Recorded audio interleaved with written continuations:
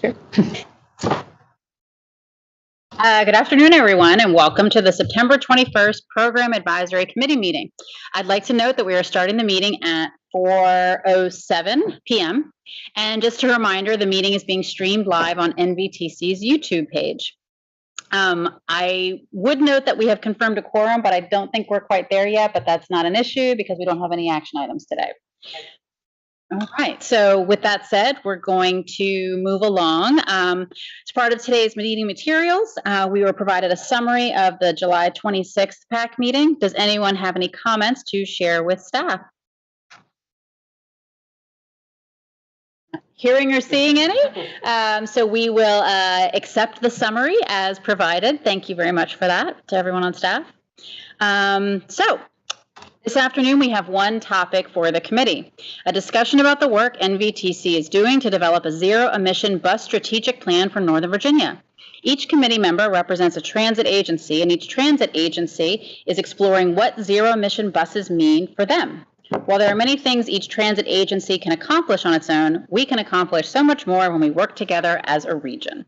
This is especially true when it comes to working through the challenges and seizing the opportunities of transitioning to zero-emission bus fleets and making sure transit continues to play a role in meeting our climate goals. Anne has been and continues to work closely with all our jurisdictional staff to develop this strategic plan and to leverage their knowledge and experience. The primary focus of this committee meeting is to provide feedback to staff on what NVTC's role as Northern Virginia's regional body for all things transit should be going forward. This is accomplished through the draft recommendation portion of the presentation we are about to receive. We have a lot of material to cover this afternoon. So Anne and Renetta have broken up the presentation into two segments. So we'll stop for a Q&A after the first segment and for a final Q&A at the end. And with that, I hand it over to Anne. Great, thank you. Good afternoon, everyone. And I have to say it's a very timely day to talk about this because as Renetta pointed out to me yesterday, today is Zero Emissions Day. Oh, is it? Yeah, it's a relatively new day. Yeah, tomorrow is car-free day. Yeah, but today is September 21st. Our forum or whatever. Yep. I didn't know that. So yeah, it's like since 2008. It's love it. Designated as such. So very timely to provide an update on our strategic plan. Next slide. It was already mentioned, but just wanted to call it out again. We're breaking this up into two parts so that there's multiple points where you can ask questions and hopefully we can answer anything you want to know. So we'll start with the process and findings that we've kind of come across over the past 6 months or so. And then after the pause, we'll then go into a more detailed discussion where we'll discuss draft strategies for the region. And this is really looking at kind of almost our work plan for NVTC over the next few years. Next slide, and then. So just to remind everyone of what the purpose of this strategic plan is, it's to develop regional recommendations to advance zero-emission buses throughout our region. And so we're really looking to identify what are maybe the economies of scale or the ways we can provide additional value, again, at the regional level to make the transition process easier for all of our local transit agencies. And on the right, you can see this current zero-emission bus planning efforts, and it's really just a reminder that, we're not the only ones working on this in Virginia, and in fact, there's a variety of levels that are looking at the zero-emission transition. So DRPT currently is conducting its Modernizing Transit Fleets project, and that has a goal of basically creating a toolkit for agencies who are looking to transition to either low or no emission vehicles.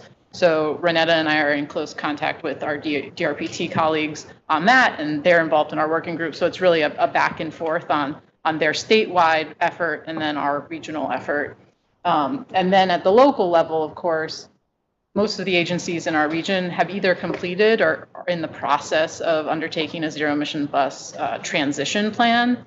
And I think a lot of people are aware of these plans because they're required by the federal government if they're going to receive a grant for zero-emission buses.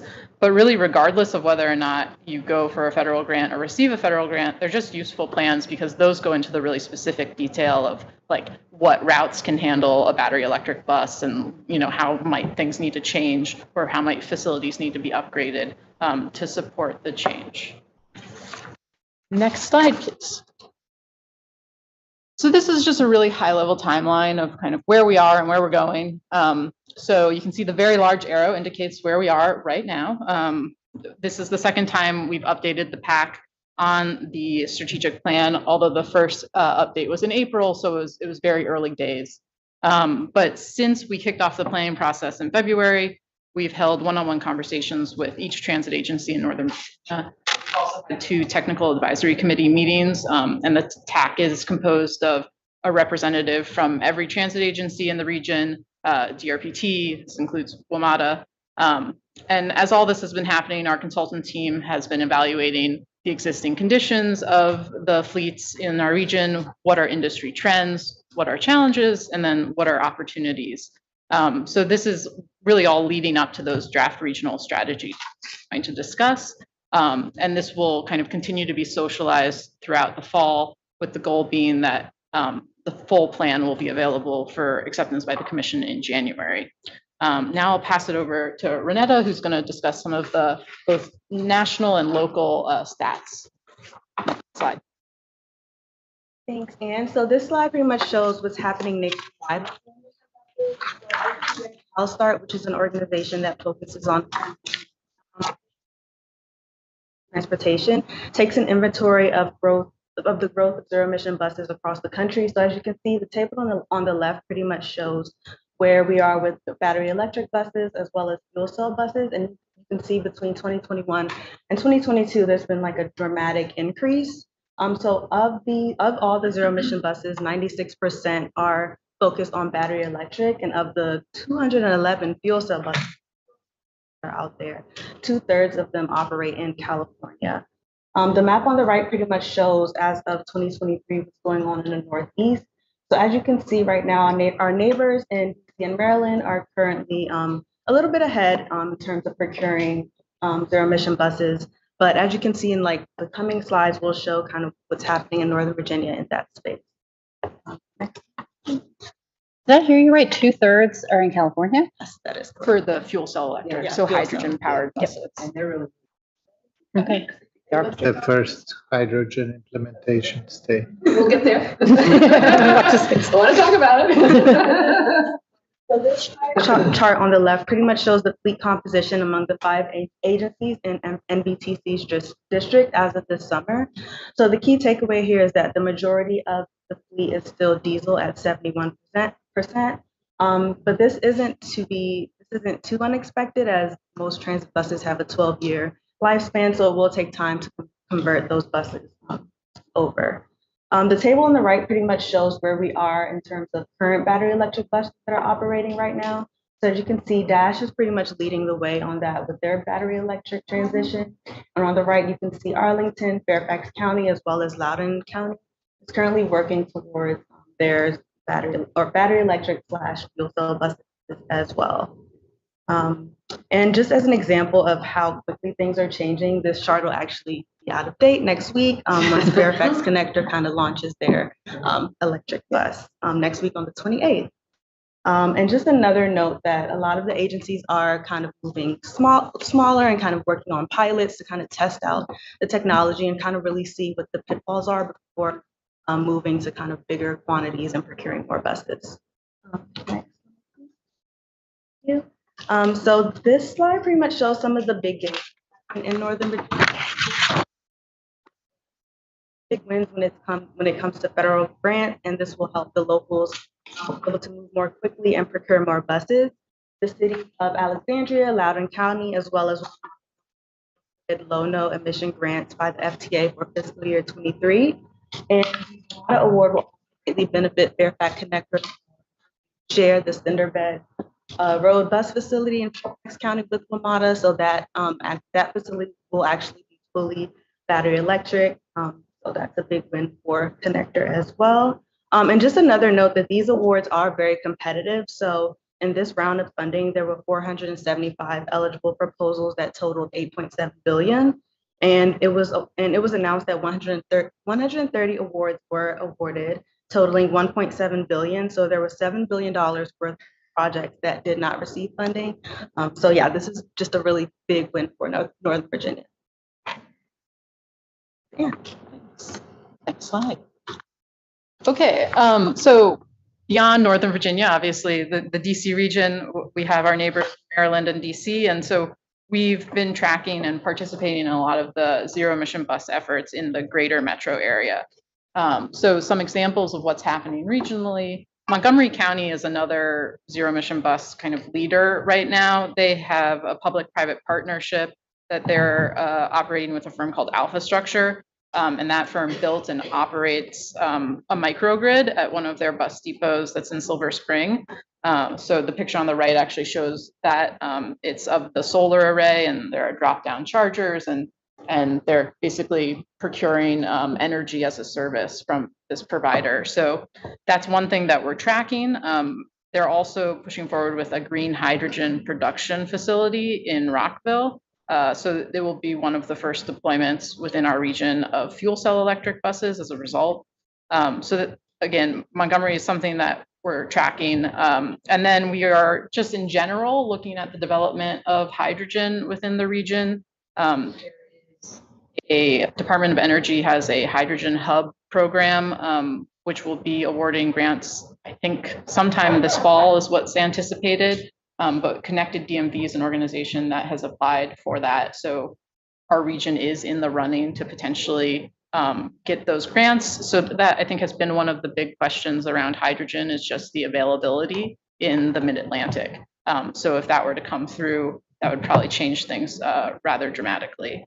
And then lastly, WMATA has also created a regional zero emission bus subcommittee that meets quarterly. So that's our time. We have our working group for Northern Virginia where we talk about Northern Virginia issues, but we also then participate in Metro's quarterly one that then pulls in Maryland and DC. So that's one of the ways that we're keeping track of the Montgomery County situations, but also what's happening with DDOT and things like that. So this is really all to say that there's a lot of good communication happening in the greater DC area, and staff and all the agencies are pretty connected on the topic.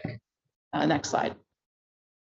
And so just before I pause for that first round of questions, I have a reminder of some of the challenges that we discussed even back in April in our last meeting. And also just wanted to point out that what you'll see with challenges remain constant throughout the discussions we've had. This electric, how you work out charging locations, hydrogen availability, funding, workforce development. These are all challenges, and they really help shape some of that we started to think about for NVTC as we think about those regional strategies. So this is kind of a snapshot into what we'll talk about in the second half of the presentation.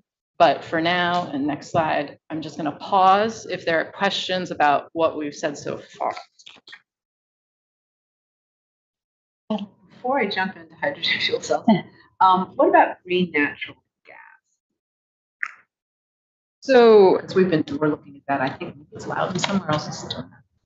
Yeah, and so I'm definitely aware of Arlington's with the wastewater treatment plant, and in other words, we produce our own natural gas, and everybody contributes in the community to the natural gas supply. Quite literally. Yeah, quite literally. And you use the buses you got, so there's a whole lot of less expense for some big transition possibly. Right, and so that's something that the photo of the Montgomery County solar array and microgrid site, I was actually lucky enough to get to attend it a tour of it earlier this year. And one thing they commented on is right now, as part of their whole setup for that microgrid, they have generators that are powered by natural gas, but eventually they're looking to do the same sort of thing using their wastewater treatment plant for renewable natural gas, with then for generators rather than buses. Well, it's the generators that help kind of provide the resilience to the whole system of energy storage that they have at that facility. So yeah, it's the same concept where then I think they hope to, maybe farther down the road in the future, it might then be hydrogen, who knows, but kind of, I think Arlington's maybe thinking along a similar path, but. Yeah, I mean, one of the things that maybe, because I don't think our staff has even highlighted it enough, because I find myself talking to it's a great transition, at least for us, because we've already got natural gas buses. So while we figure out, is it going to be hydrogen, is it electric, some combination what we're doing, for, I think, not nearly as much investment we can just use this as a transition period with something that actually takes greenhouse gases out of the atmosphere. To discuss a little bit so that I suspect a lot of people are, I don't know, did you know we were doing that? I've learned by sitting in groups with you, Yeah. to be honest, you know, That's I've been me. heard, Yeah, so it's just been me, and we should Yeah. probably, maybe it shouldn't be just me. Yeah, and I Yeah. I want to let you know that that does come up in our MVTC-led zero emission bus working group, which we meet, let's say, every other month or so, and Arlington staff have brought that up in the Oh, yeah. past. So it's So what I'm definitely, saying is it's like- being socialized at least at a staff level Yes, as well. so the electeds maybe, Yeah. because we may make all these kind of decisions and not even realize that that's kind of out there. Anyway, it seems, I would love to have that included somehow in the presentation. You don't have to focus on us. Madam Chair, if I could, just to Mr. Turner, and sorry, I am putting you on the spot. Loudoun County just won an award for CNG buses from FTA. And so I don't know if you were involved in the county's decision to look at a CNG application versus something different. I Okay, am putting you on the spot, and that's not fair. put a place mark on that, and Okay. let's come back to that question, because I want to volunteer to ask some really stupid questions for the day. Let's discuss terminology. So when I see CNG, it can mean either compressed natural gas or clean natural gas, correct? Can we define the difference? GNG, green natural gas. Well, and I've heard green natural gas, and if you say that in a room of environmentalists, they go crazy, because it's really not, it's not clean. So, or it's really not green. So, Green natural. okay, well, But still, is it green because it uses less, it produces less carbon dioxide? So I want some terminology clarification. Battery electric buses, I get. Green natural gas is what? So I say, we're saying, when I say CNG, I'm referring to compressed natural gas. So- Okay. If we say green natural gas, are we just saying it's natural gas, so it's greener than diesel? It's really got no inherent, The water treatment plants, and it actually, if you look at least I've seen graphs, where it's taking greenhouse gases out of the atmosphere, and it actually takes more greenhouse gases out of the atmosphere, at least in some measures, than do electric. so it's principally waste gas recapture. Which I see It's more gonna be produced often anyway. now referred to as renewable natural, RNG. RNG is in Arlington, our staff uses the term RNG. And this is because this is the term of an entire economy of credits. This is not only from our gas treatment plant, this is actually a small production. It's mostly from landfills, etc. So there are companies that are now specializing in actually absorbing these emissions, and they trade the credits for that. And this is why Washington Gas and others are very interested, because they green up, they mix this gas into their own system, and through a convoluted system of accounting, they somehow say that they offset the emission of a RNG burning bus, which is basically an emitting bus still, because RNG is carbon based. It's Right. chemically exactly the same. Now, that's an important thing though, because if we argue RNG, which is a very valid conversation, I agree with Libby that this is a discussion about transition, etc., then what we are looking in a strategic plan is about carbon balance sheets. Say, so the fleet will be emitting so much, this is so much we offset with these and these methods, etc., etc. Zero emission per se is only zero emission, no carbon in the tailpipe, or no tailpipe at all. So that's a technical discussion. And that's a valid discussion about whether this is in scope for the strategic plan or not. To me personally, as a comment, that the general carbon balance sheet of all this is an important piece of everything, because there will be many jurisdictions, mine included, who will have to answer the question, what is the transition? How do I transition? What is the appropriate way to do that? And a lot of the conversation will hang on the balance sheet of the carbon emissions over the lifetime of a vehicle or a system. I don't know if this is feasible here, but it's a question that I have. And I think part, before I answer that question, I do want to just say, like, when we're talking about zero emission buses and CEVs, most people are referring to just the battery electric bus. That's what I and was the gonna say. It's a fuel cell misnomer if electric you bus. roll in. Mike, you're absolutely. No right. tailpipe. The definitions might work, because Is- obviously. So, And a fuel cell bus qualifies under a ZEV because it's zero emissions.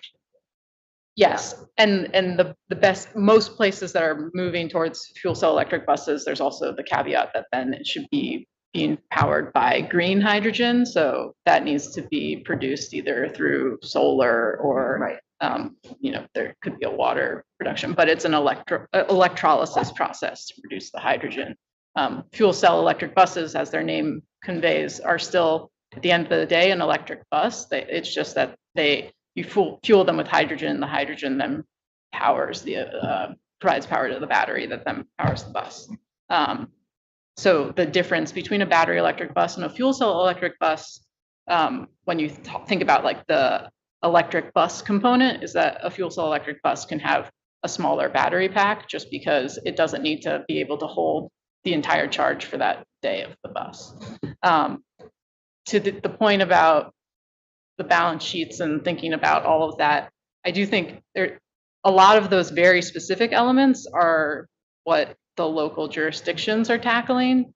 For us, in our strategic plan, we're again trying to see like where are the different jurisdictions coming together, in like where can we help them work together on certain efforts. So if they're going to be testing out battery electric buses, how can you make sure that what Arlington learns is shared with Loudoun and shared with Fairfax and things like that? That's kind of some of the level of what we're looking at a bit more, or just how, what technology is coming around that maybe as a region we could look to demo or track or whatever the case may be. At a certain point, there are very specific local choices that your agencies will make. And that might be kind of independent of some of the conversations we have here. Can I have a follow-up, Viola? So you put here in the challenges. Challenges is a range of basically the fact that a lot of battery electric buses on the road right now cannot fulfill the full blocks that buses are scheduled for in a day. So as individual agencies are doing their fleet transition plans, they're looking at that and they might find that, like, given the current state of technology for battery electric vehicles, maybe only 70% of their service can be served right now by battery electric buses. And this is something that, again, the technology is always advancing and improving, but there are a lot of issues of, if you have a hilly region as opposed to a flat region, like that could change the battery life. The temperature, whether it's very hot or very cold, running HVAC could really decrease the distance you can get out of a bus by like half.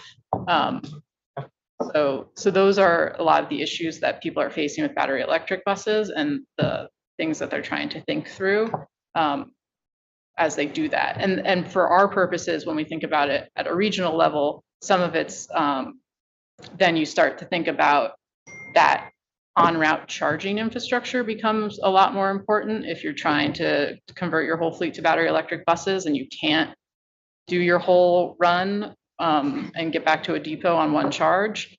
And that's, again, like where we see, is that the point that MVTC inserts itself of, like, maybe there are multiple agencies that are convening at one point, there are different shared transit centers. Are those a point where you might want to talk about shared charging infrastructure? And this is a strategy that we'll discuss in a moment, but, there's this question then of, like, who owns it? How do you, there's like a lot of operational questions that come out of that decision that would still need to be worked out. Concerns about grid capacity as we shift these fleets over to EVs? Certainly. I think and again, in the conversations that we have in our working group meetings, I think it's so dependent on the location of whether there's capacity or not, that it's kind of a case by case situation. But that's also why you see agencies in other parts of the country doing things like also having microgrids, and deploying solar and trying to find other ways to ensure either that they have the redundancy if the power were to go down, or just to help with some of that. So there's a lot of things like innovations that are coming forward. Like some people have started testing whether you can put a solar panel on top of a bus to help with the HVAC issue. Nothing else, but just to like help with that. So people are working on it. There are also some agencies that have decided that they'll have a small diesel powered heater just to provide the heat for a bus, so that it's not right. That's the expression that a lot of people give in that response. But so it's all a while ago, and it works. Okay. By the way, to the question of the capacity of the grid, I get this question in a lot of conversation, and I had that. So I had an engineer showing me in the Netherlands where they have now a full-blown, BB system. The key issue with range was being able to charge at different points. So the infrastructure and the proviso for resource was important. But he showed me that the kilowatt per passenger kilometer was like ridiculous compared to any average Tesla, and that system didn't pose any challenge to the conventional grid. What posed the challenge to the conventional grid is when 50% of the Tesla owners would at any point plug it in. That and immediately the 76, 78, 80 kilowatt hours would be pulled out of average, pulled out of the grid simultaneously for hundreds of thousands of users. That would bring the grid to the heel, not the bus. Yeah, and it is more an issue of just making metro running on right, and it's just making sure that the electric utility is aware of the new doing the load letters and making sure that it needs to be built out in some cases. And that's really the capacity constraint. Is more of a timing issue. If everyone at the same time is trying to convert all their fleets, that's where it presents the problems. But that's why what you hear anytime you go to an event where you talk with utilities is they're always like, please come to us as soon as possible when you think about upgrading your facility or purchasing buses. Like there's no such thing as talking to us. And I do feel like that's been going on in our region, as Dash has been looking at upgrading its facility, or has been doing the same. They're definitely talking with Dominion about that. I do. It's not a question. It's sort of.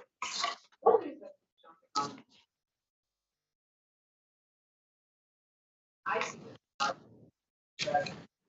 There's a sense that all of it.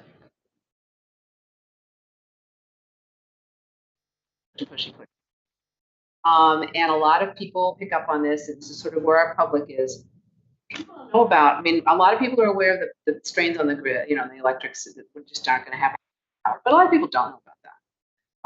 A lot of people don't know that the buses have problem in cold or heat. This time, and I was actually on an electric bus. They were trying to show me how great it was, and it stalled out in the winter because it was too cold. Interesting, but so that's another issue. I don't think people know about that. The whole thing about the renewable natural gas, whatever we want to call that, and the fact that that's actually going to be happening, coming online. I don't think people know about that. I don't think people think about what it costs to make an electric vehicle, make the batteries. Where are you going to get the power from? That's a question. You've already got existing natural gas buses with existing people who know how to maintain them, and everything's sort of all set.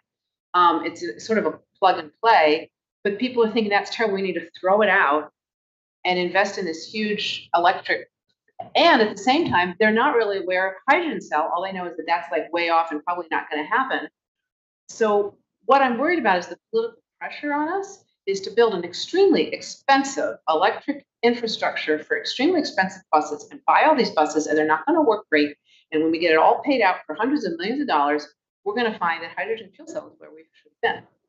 But if we don't have a public that understands this, let alone elected officials who understand it, I think there are a lot of elected officials who don't understand it either, we could find ourselves in that position. So that's why I'm kind of a little bit on a tear Because I'm really worried about where I just see it's too easy for everybody to just, oh, we just need electric buses and it's all over and you're a terrible person because you don't care about the environment. Done. It's like, oh my God, no. So, I mean, if there's a way we can, hopefully everybody's smiling at me and kind of nodding their heads. If there's a way we can make sure that people understand stuff. So Commissioner Turner has a question, and then just in the interest of time, and we'll Yeah, have I'm another done. chance to do more questions, we'll go back after Commissioner Turner's question. It's not a question. I have de facto over the last 3 months, I've talked to NACO about it and VACO about it. This is just punting the ball. If you've seen the latest UN report, we're nowhere near our global goals for climate change. And we're at the point right now where if we stay on the track we're on, we will approach the bottom limits of 6 of the 9 global functioning tipping points, meaning Earth will stop the functioning the way it's supposed to function. And I have said in multiple forums, and it's primarily because of the data center industry, but it has applications for expanding an electrical grid of vehicles. We got to go nuclear. I mean, that is the only answer that is going to get us to zero carbon in the short term. It's ugly. It's got cultural and social implications, but they've got to move the grid to nuclear. And out in Loudoun County, I've already started talking to MITRE, to the data center industry, to Dominion. Small modular reactors is coming. It's coming. The industry understands you cannot provide this kind of power on the grid through fossil fuels. It's just not going to work. So that's way, way esoteric beyond the realm of what we're talking about today. And I understand that. But everybody, thinks this is years away. I asked the Secretary of Commerce at a chamber meeting the other day, and she said, Governor Youngkin guarantees there'll be 1 small modular reactor in 10 years in Virginia. And I thought to myself, I didn't say it, that's only about 7 years too late. The grid just can't handle this conversion to electrolyte. To your point on the Teslas, if everybody plugs in their Tesla at the same time, the grid can't cut Well, it. the Norwegian minister proposed to his government legislation that will sponsor for Tesla to reverse serve the grid. Yeah. Respectfully, I would like to let Yes. Commissioner Snyder comment, because I can see comment. I'm going to comment somewhat humorously on nuclear power because I worked for the Thornburg administration right after 3 Mile Island was resolved. And I'm not sure I'm all that in love with nuclear power for a number of reasons. But that's an aside. I think they call it a transition for good reason, because exactly the kind of debates that we're having here are being held all over the world in multiple sectors. I think the best thing we can do is bring the best people in, try to sort it through. And ironically, a lot of this has got to be done at our level where we have the fewest resources to do it. So all I would say is the kind of work we're engaged in, it's exactly what we have to do. And there are going to be no easy answers, and there are going to be no quick answers, and probably multiple elements.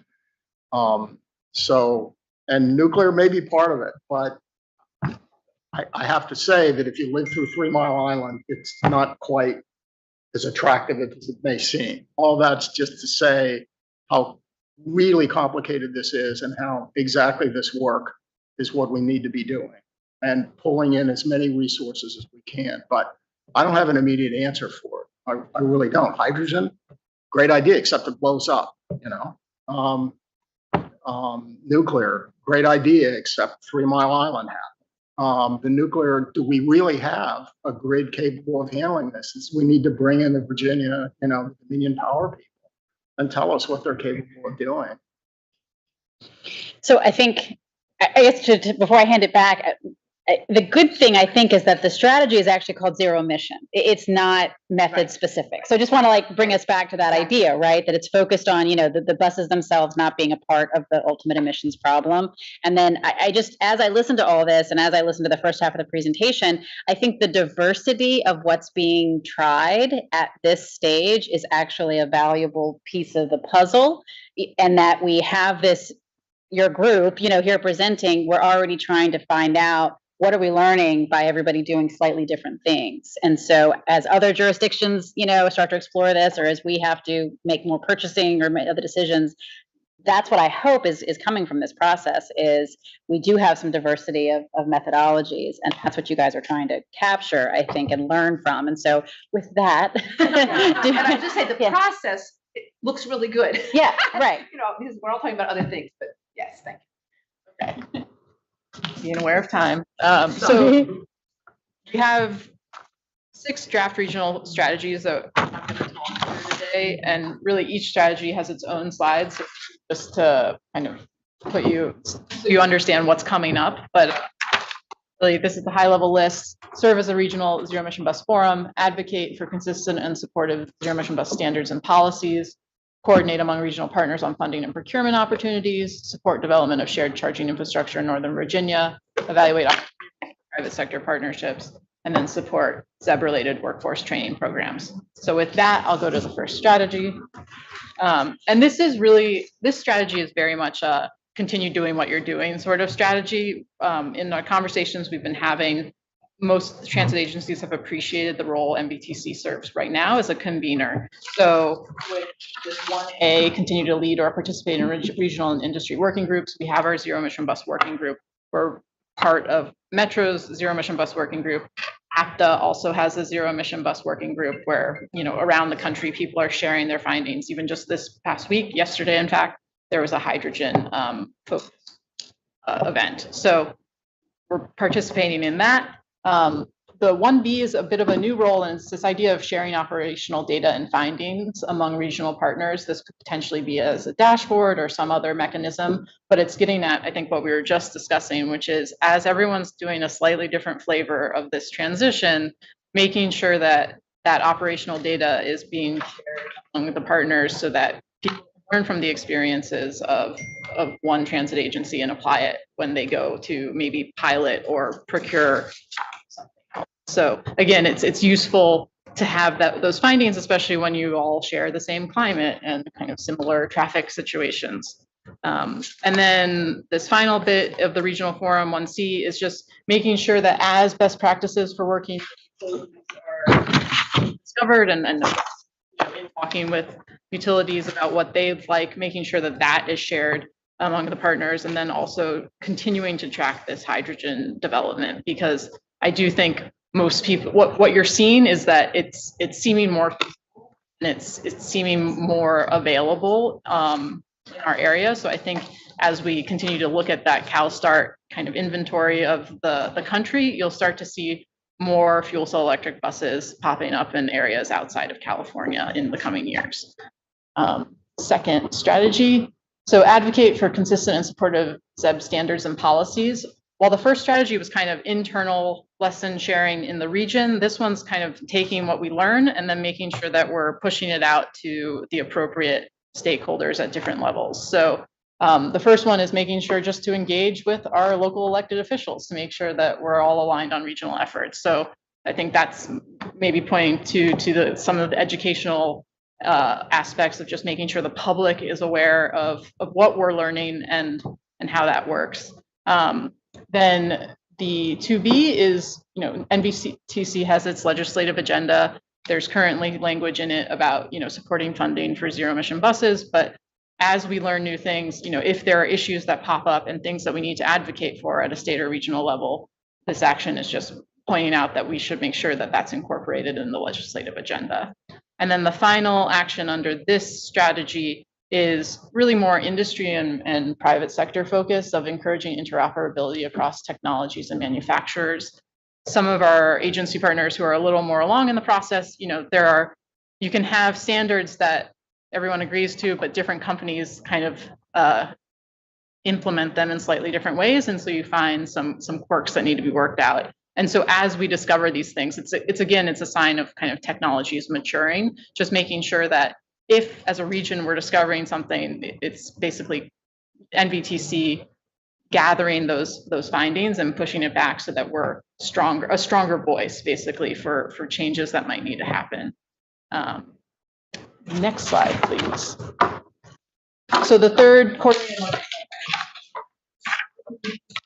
our first action is really just strategies and actions are funded and we find appropriate technical assistance to do that. So that's kind of making sure that the plan itself is funded. But then just in general, funding is such a key issue. It's already been brought up today. Just the fact that the buses are more expensive, the charging infrastructure is completely new infrastructure. It's really regularly cited as a key challenge. So we want to be looking at opportunities, whether they're state grants or federal grants. What are the opportunities for maybe different jurisdictions to partner, and MVTC can help coordinate that to make our grant applications stand out a bit more. Again, hoping that regional coordination will give us a leg up. And then finally, identify cost-saving opportunities through joint procurement. I think one encouraging finding to note just from our technical advisory committee meetings is that the agencies are pretty satisfied with the Virginia statewide bus contract for purchasing both zero-emission buses and associated charging equipment. So in some ways, this joint procurement opportunity strategy might be slightly different than what we initially thought it might be, but there's still a lot of kind of detailed other items along, charge management software or smart charging devices that might make sense for regional procurements to just make the whole system more efficient and ensure that everyone's getting kind of the most out of their buses and their chargers. So that's kind of more of what we're thinking of when we're thinking about those joint procurement opportunities. Next slide. I have a question about, would it be possible for NVTC to request and obtain a pot of money, the analogy of the I-66 or 395, and establish this pot of money and then have the different jurisdictions be able to use it for seed money to do various sorts of experimentation? It's just it's using something else, but it's this, but a little bit different. In other words, the money would go to NVTC, and then the jurisdictions, and the jurisdictions can apply for their own. This doesn't limit their own, but provide a pot of seed money that jurisdictions could try stuff. Like they could buy one vehicle, they could, if that's in it, or they could try something else so that you really encourage the experimentation, because I think we're all sensing that there's a lot of stuff going on, but nothing's really emerged here. I don't know, just a question. Well, as I say, in the next set, we do talk about pilots. And so one of the things, so if you sort of combine what was talked about earlier, which is identifying funding, and then we also talk about the opportunity to run some pilots, there may be some ways to work with the state to look at some innovative ways to do that. So, yeah, and maybe to establish a pot of money here, then we all work together, because that will guarantee a sharing of information, because that's what we do here, right? So, in addition to providing a safety net for experimentation.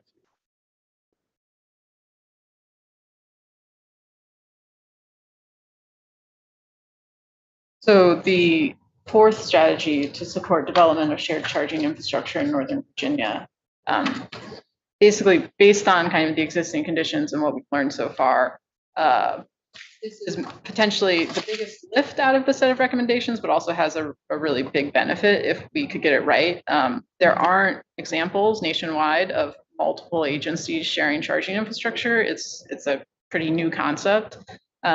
So it means that we would both be on the cutting edge, but also need to think very carefully about how everything would work, because there's not kind of a proven model out there. And so this strategy speaks to the idea of conducting a more in-depth feasibility study where I want locations that would make sense, that would be able to be shared by multiple agencies that have battery electric buses or will in the coming couple of years, and then work through what that looks like to then be able to do this 4B part where you actually pilot a shared charging location. So it would be kind of the proof of concept for if the region needed more charging stations. So that is what this strategy is really all about, trying to work out all of the specific details of how that would function. Should I hold my question to the end? Or the chair. Go for it. Well, what it leads me, as you were talking, I sort of thought, well, there's already, though not in the specific bus charging context, this area does have a little bit of precedent for this kind of regionalism, just with WMATA itself or with VRE. I was thinking about, we've got 9 jurisdictions that all, come together to make that happen. And so I guess what I'm curious about is the vision, or has it even gotten this far, that there would sort of be an entity that is responsible, a newly created or some sort of, quasi-separate entity that would be the charging operators, and everybody in these, all of our respective jurisdictions would pitch in to fund it. Or are we thinking more the entity, it exists in Fairfax and Alexandria, chips in to Fairfax? Because, we have a lot of these examples where we've created these like little entities or big entities to do things collaboratively. Have you gotten that far in the thinking? Yeah, so I think that's kind of what the feasibility study is all about. It's looking at all the different iterations of what that could look like. Because there have definitely been discussions about different ways it could work, but it's just been that. It hasn't been a more detailed description. But I completely agree. The point I always bring up is, we're all part of Smart Trip, and just figuring out how Smart Trip is used on different agencies and with WMATA, like that in itself is an example of regional coordination that's complicated. Mm-hmm. So I do think, yes, we have the structure and the relationships for it to work, and I think for it to be successful, it's just there's still a lot of kind of unanswered questions. So to me, this concept, while I see why it seems plausible, because this is what, we have today depots and buses go back, and they are not only fueled there, they're also maintained, cleaned, etc. There's this, whole series of services provided. The problem is that this is true for the fossil fueled past or present, because the amazing advantage of electrifying transportation, whatever the type of electrification is that you can distribute that. You can literally have a pantograph, and you will have stations around town, and they will be continuously charging all the time. And eventually, the rate of distribution of this availability of the network is actually what will eventually get us to reduce the size of batteries and, dispense with the issues of range anxiety here, etc. Remember that this is not the first time that we do electrification of public transportation. The catenary wire exists. It has been implemented in the 19th century, late 19th century. So it's not like we haven't seen that before, right? So I fully respect the thinking here, but wouldn't this be an additional variation to this, to say what are the advantages or infeasibilities maybe of distributed charging possibilities? So this is for on-route charge. Like this would be a situation of a pantograph charger at like a Shirlington Transit Station or Pentagon bus station. Where Ash would be taking the electrons exactly like ours. That's correct. Right. So you need to figure out how the agencies mesh their schedules so that everyone, it's basically so you're not having an individual charger per bus or per agency. It's trying to identify places where agencies could share on-route charging infrastructure. Okay, great. But, to me, the bus will have an ID like a. Right. Yeah. It's just figuring out all the details. It's like really, it's just the simple matter of the fact that to date, all on-route charging infrastructure is really like one transit agency has on-route charging infrastructure that it uses and is the sole user of that. So it's just you take like a one transit agency with its schedule and its, where its buses are going to be, and then you overlay 3 others potentially and trying to figure out how that would all work out. I had a quick question. It's yes or no, and I think the answer is no. I think a technology exists. I think they tried it in China where So instead of charging, just switch out the batteries. You know, so the bus comes in and leave. That anywhere. I think I read about it happening in China, but yes. I'm not aware of it with transit buses. Okay. Scooters. I've seen it. Yeah, with Scooters scooters is for where it's sure. very popular. Uh-huh. It's one out. The other one Yeah. is small. Yeah, but it gets away from some of these issues of, but anyway. Right. Yeah. I mean, really with buses, there's kind of key three ways to charge them. You have just the classic plug. Yeah. You have the pantograph, so it's Yeah. coming down, and then there's inductive charging where, yeah. Yeah, we don't switch up. Maybe we'll save it that night. Thank you. Next slide. So the fifth slide is evaluate opportunities for private sector partnership. The idea with this strategy is really that given the pace of technological innovation, we want to be able to make sure that we're keeping up on the changes in the vendors, kind of the growth. And, there's also the element of, partnering with the private sector can help mitigate some types of risks, again, especially when it comes to. So this is one reason why County, who I mentioned, are kind of procuring energy as a service rather than putting up front big capital costs.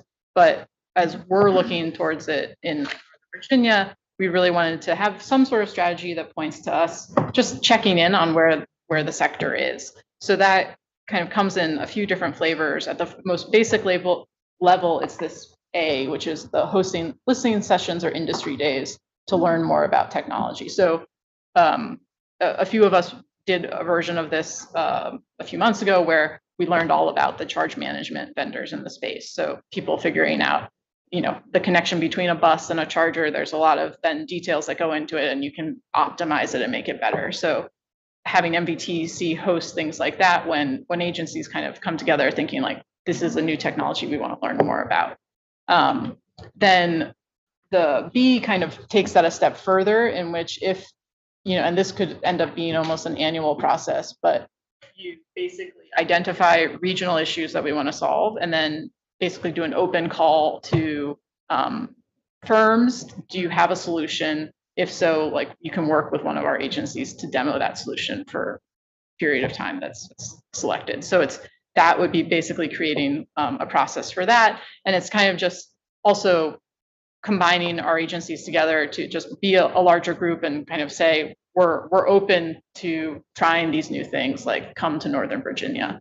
And then lastly, and this might tie into with the shared charging point from before, if it does come up in some sort of feasibility study that you might want to have, a private company own a charger and then pay for the energy that you provide, are there opportunities to learn about the level of interest? So whether it's releasing a request for information that then later might lead to an RFP, things like that. So this is, again, kind of a variety of options to make sure that we're not overlooking the potential private sector involvement in the space. Next slide, please.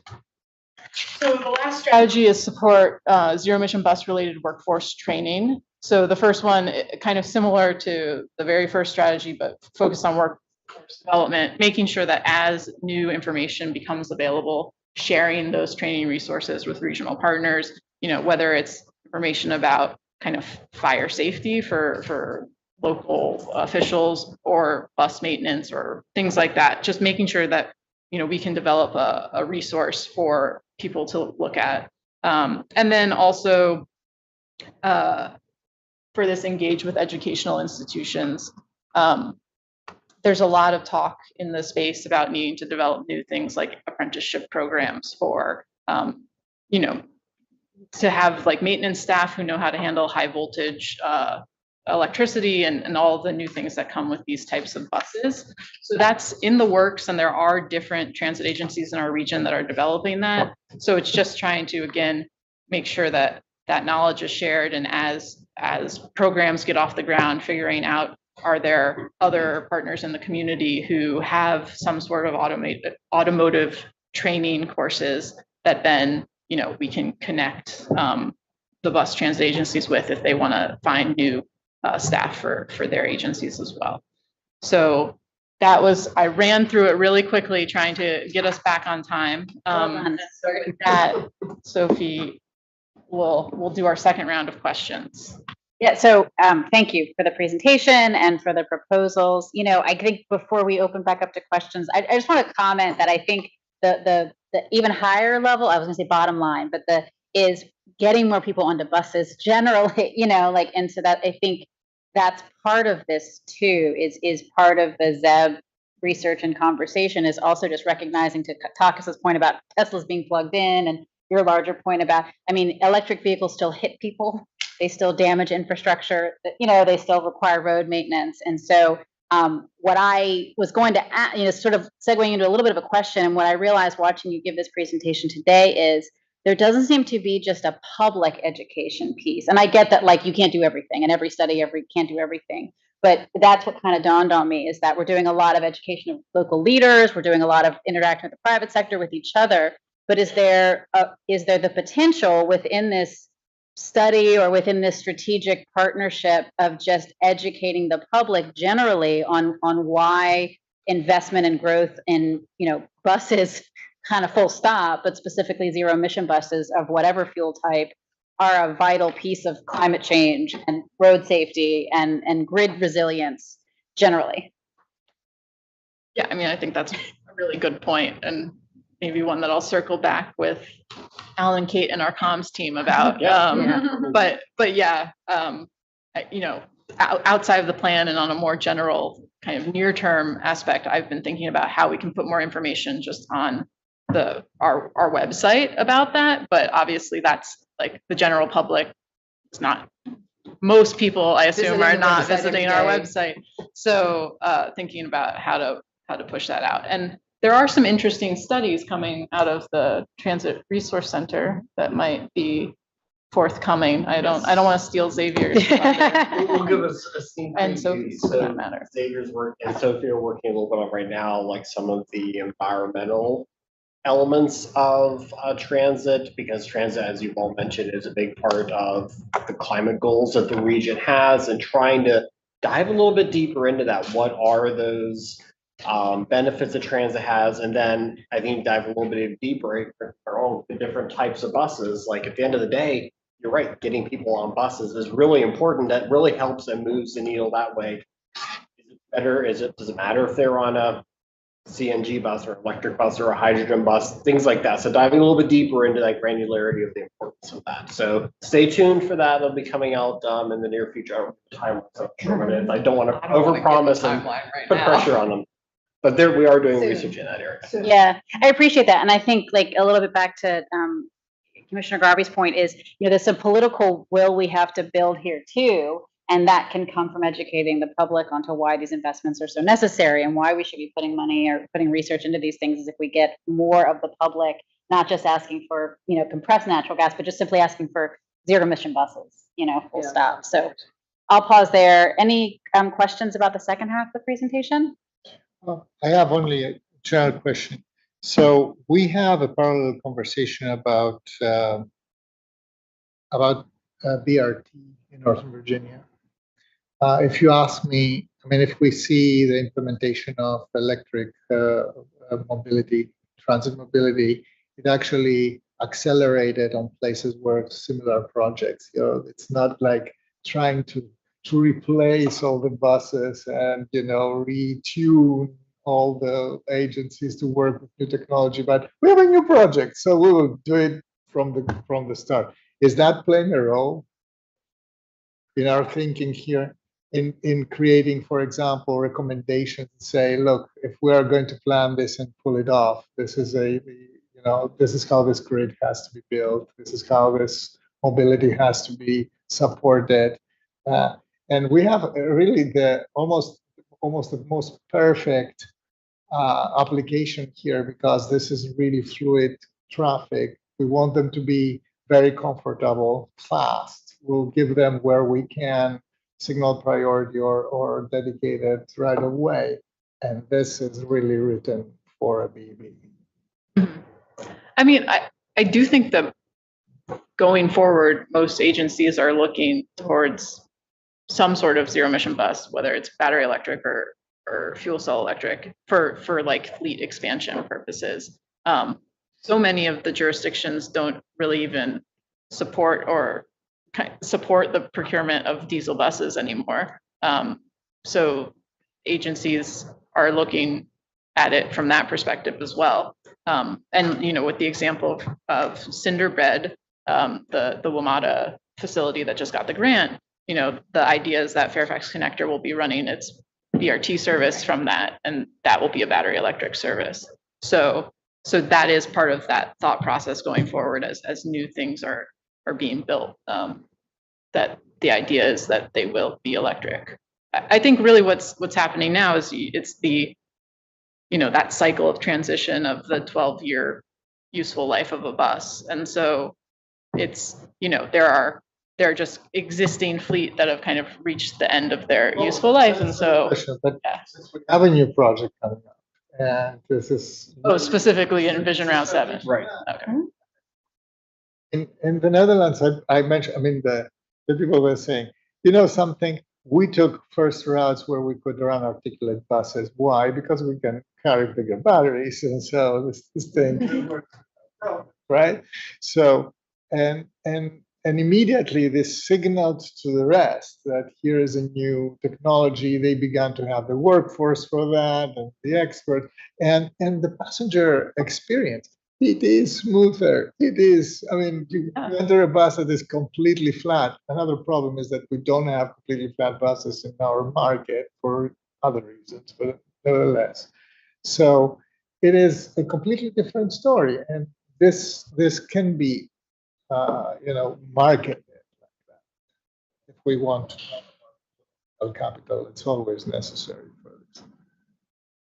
Ann and Xavier sit right next to each other. I hear them. 7 electrification all the time. So I think it's happening here, and we'll make sure it happens wherever we can.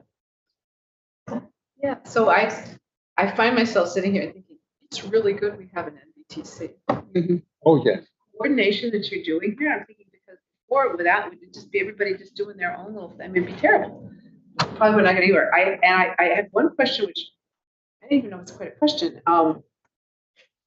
I think once in talking, because you talked about cooperating with Maryland, which is great, and it's, you know, once I think you said regional. Usually regional, you're talking about Northern Virginia, but I think once you said regional, you meant like the WMATA region. Yeah. Do you want to talk about regional and regional or whatever? I mean, I'm just kind of. I mean, I think it's actually great. Yeah. So, sorry. No. Oh, I think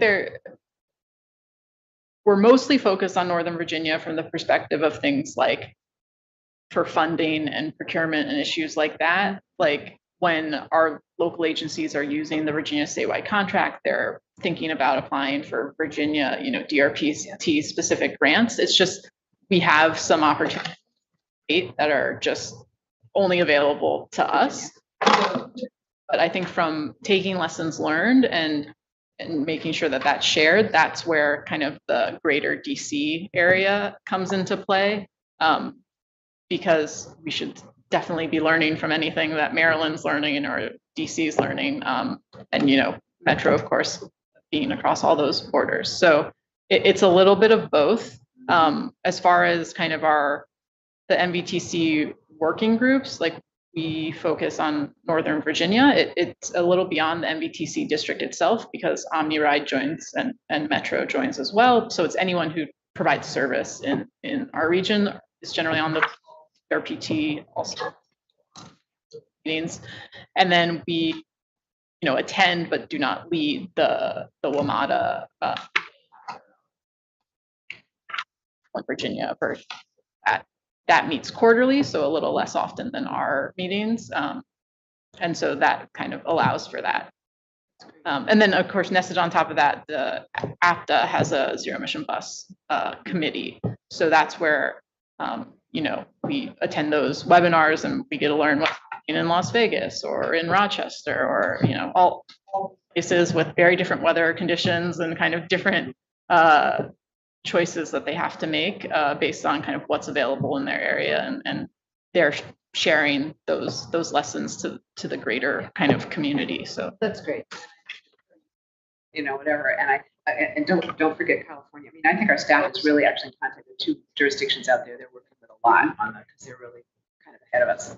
Definitely. We don't Mr. need to Turner, make did the you same have- mistakes maybe. Thank you. Oh, I'm sorry. I'm done. No, I'm No. done. Did you have a Just question? a brief comment. It occurred to me as you were talking that Electrify America just moved their headquarters into my district out in Loudoun County. And they have, according to their website, we've been over to the facility, largest public fast charging network in the United States. And they advertise 0 to 80% charge in 30 minutes. So it's pretty cool technology, and they're the leaders in it right now. So, We just got 2 of their chargers in Delray on Mount Vernon Avenue. Yeah, it's a great program, and they're level 2 chargers, I think, so yeah, they're they're fast. level 2 charge. Any other, we lose Mr. Snyder, but any other questions or comments? Okay, well, Anne, thank you so much for the presentation. And any other business that anybody would like to bring up before the committee? No? I know. Okay, so as a reminder for the public watching on NVTC's YouTube channel, the WMATA committee will be meeting at 6 p.m. this evening, which is just about 45 minutes from now. All the materials for that meeting are posted online. Alan, if you wouldn't mind speaking to when we will reconvene and any other updates to share. All right, thank you, Madam Chair. So for the Program Advisory Committee, we're mapping out the next several months of what we're looking at. So we're anticipating, very roughly, don't hold us to the exact dates. We're looking at probably a February meeting, potentially to talk about some work we have on our regional bus analysis and our MVTC resource strategic plan, and also some Route 7 updates on the work we've been doing there. And then in April, the Community Choice Program, we're getting ready to open that. We're open the call for projects in a couple of weeks. By the time we get to April, we'll be ready for updates for the PAC and then talk about a program of projects and what that looks like going forward. So stay tuned. As always, Rhonda keeps us and track to make sure that we have everything ready to go. So we'll be in touch about meetings. All right, well, thank you for those details. Thanks, everyone, for the conversation today. Very useful and necessary, and we are adjourned. Thank you. All right, thank you.